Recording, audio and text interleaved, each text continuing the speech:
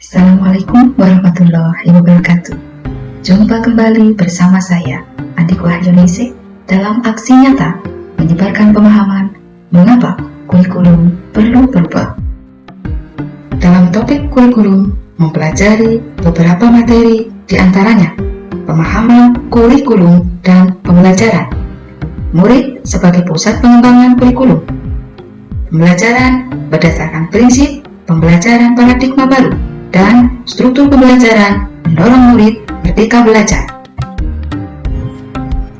Selama ini mungkin kita bertanya-tanya apa itu kurikulum. Kurikulum dimaknai sebagai keseluruhan pengalaman belajar murid, bersifat kompleks dan multidimensi. Kurikulum diibaratkan jantungnya pendidikan. Kurikulum dapat dimaknai sebagai titik awal sampai titik akhir belajar murid.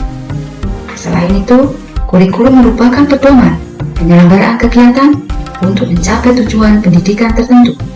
Fungsi kurikulum bagi guru adalah untuk memandu dalam proses belajar murid. Sebagai pemilik dan pemegang kurikulum harus terus beradaptasi mengembangkan kurikulum sesuai konteks dan karakteristik murid. Kita juga sering bertanya-tanya mengapa kurikulum harus berubah.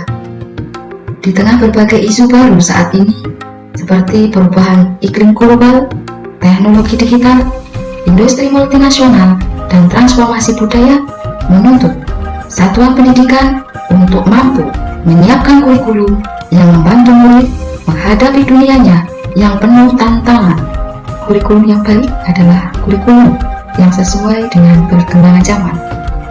Kurikulum harus bersifat dinamis dan terus dikembangkan atau diadaptasikan sesuai dengan konteks dan karakteristik murid demi membangun kompetensi sesuai kebutuhan mereka kini dan di masa depan.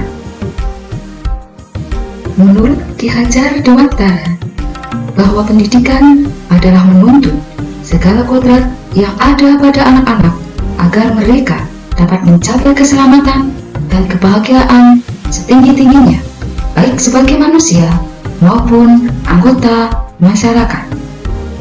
Demi menuntun kodrat murid kita, pembelajaran termasuk kurikulum yang kita selenggarakan harus terus menyesuaikan dengan kebutuhan murid. Pada saat merancang kurikulum, kita harus menempatkan kebutuhan, pendapat, pengalaman, hasil belajar, serta kepentingan murid sebagai rujukan utama.